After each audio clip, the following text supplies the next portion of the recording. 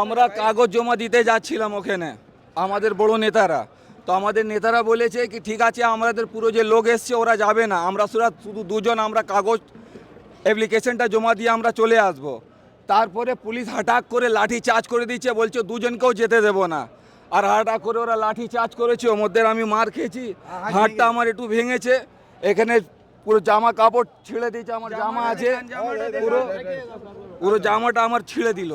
এটাই আমাদের অন্যায় চেতে এসেছিলাম, ববি হাকিম আমাদেরকে অন্যায় এটাই দিয়েছে। পুলিশের এই ভূমিকা নিয়ে কি বলবেন? পুলিশের ভূমিকা আছে এটাই বলি, ববি হাকিমের দালালি করছে, এরা গুন্ডামো করেছে। আপনারা দেখেছেন তো কি কিভাবে ওরা অত্যাচার আমাদের উপরে করেছে। আমরা তো শান্তিভাবে আমরা সব দাঁড়িয়েছিলাম এখানে, আমরা তো মারধার করতে এসেছি না, আমরা অন্যায় চেতে এসেছিলাম। তাই অন্যায় পাওয়া কি পশ্চিমবাংলায় আমাদের অন্যায়? যেটি অন্যায় আছে তাহলে এরকম সরকার চৌচট্টা সরকার ববি হাকিম ফ্রড হাকিম এরা চলবে না। আমরা গরিব মানুষ, আমরা কোথায় যাব? আমরা 1.5 লাখ টাকা করে আমরা ফ্লাইট বুকিং করেছি, যারা ওদের কাউন্সিলররা আছে যারা ওরা ঘুষ খাচ্ছে, তাদের কর্পোরেশন কি করে ওদেরকে পারমিশন দিয়ে দিচ্ছে বিল্ডিং তৈরি করতে, যে বিল্ডিংটা বলেছে।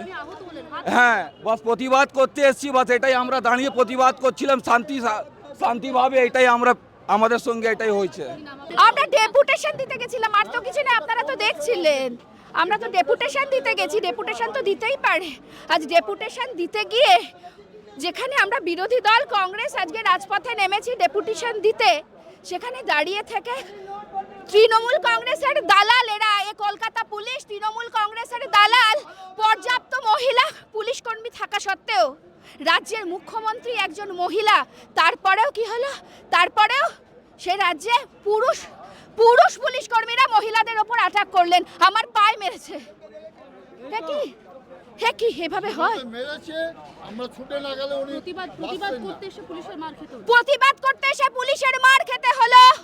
প্রতিবাদ করতে এসে রাজ্যের মহিলা মুখ্যমন্ত্রী থাকা সত্ত্বেও, এই রাজ্যের একজন বিরোধী রাজনৈতিক কর্মী হয়েও, পর্যাপ্ত মহিলা পুলিশ থাকা সত্ত্বেও পুরুষ পুলিশ কর্মীদের হাতে আমাদের হেনস্থা হতে হলো। এই পুলিশ কর্মীরা প্রমাণ করে দিয়েছেন কলকাতা পুলিশ আজ তৃণমূলের দালাল ছাড়া আর কিচ্ছু নয়।